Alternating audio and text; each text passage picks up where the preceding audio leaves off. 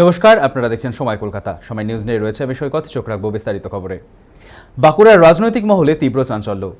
কতুলপুরের প্রাক্তন বিজেপি বিধায়ক হরকালী প্রতিহারের ভাই মৃত্যুঞ্জয় প্রতিহারকে গ্রেপ্তার করেছে পুলিশ। 2021 সালে কতুলপুর বিধানসভা কেন্দ্র থেকে বিজেপি প্রার্থী হয়ে জয়ী হন হরকালী প্রতিহার। পরে অভিষেক বন্দ্যোপাধ্যায়ের হাত ধরে তৃণমূলে যোগ দেন তিনি। এরপর নিজের ভাই মৃত্যুঞ্জয় প্রতিহারকেও জয়পুর ব্লকে সক্রিয় রাজনীতিতে যুক্ত করেন। অভিযোগ, পাথরপুকুরে মারপিট ও পঞ্চায়েত সমিতির কর্মাধ্যক্ষ জাকির খানের ওপর হামলার ঘটনায় মৃত্যুঞ্জয় প্রতিহারের নাম উঠে আসে। একাধিক অভিযোগের ভিত্তিতে তাকে গ্রেপ্তার করে বিষ্ণুপুর আদালতে পেশ করেছে জয়পুর থানার পুলিশ। আমাদের সঙ্গে এই মুহূর্তে টেলিফোন লাইনে রয়েছে আমাদের প্রতিনিধি তৌসিফ আহমেদ। তৌসিফ, এবার এই যে হরকালী প্রতিহার, তার ভাই মৃত্যুঞ্জয় প্রতিহারের সক্রিয় রাজনীতিতে যুক্ত, তার বিরুদ্ধে একাধিক অভিযোগ, পঞ্চায়েত সমিতির কর্মাধ্যক্ষ জাকির খানের উপর হামলার ঘটনায় মৃত্যুঞ্জয় প্রতিহারের নাম উঠে এসেছে, তার গ্রেপ্তার, ঠিক কি জানতে পারছো?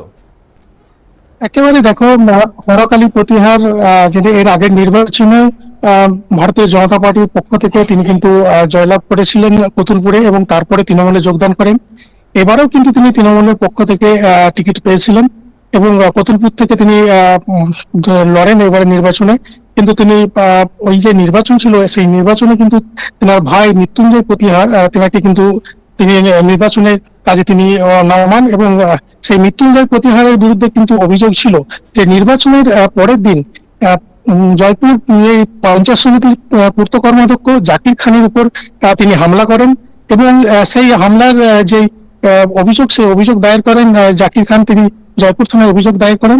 এরপরে কিন্তু যেটা জানা যাচ্ছে, গতকাল সন্ধ্যার দিকে কিন্তু জয়পুর থানার পুলিশ এই মৃত্যুঞ্জয় প্রতিহারকে গ্রেপ্তার করেন এবং আজকে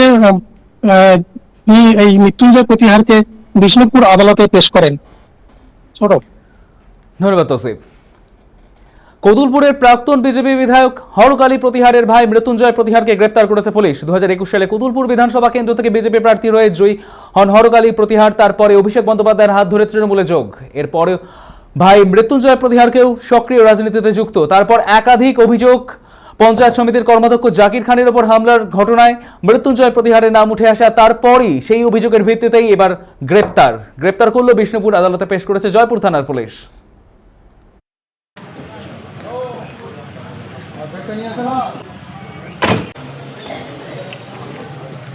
যে ভারতীয় জনতা পার্টির প্রতীকে 2021 সালে লড়াই করে সেখান থেকে এমএলএ প্রতিষ্ঠিত হয়।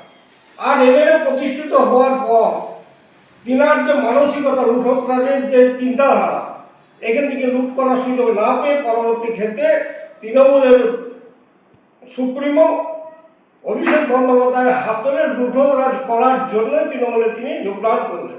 আর সেই সুযোগ নিয়ে তার ভাইকে মাঠে নামিয়ে, ভাইকে দিয়ে এই অসামাজিক কার্যকলাপের সাথে লুঠতরাজের কাজটা চূড়ান্তভাবে তিনি আগিয়ে নিয়ে গেছেন।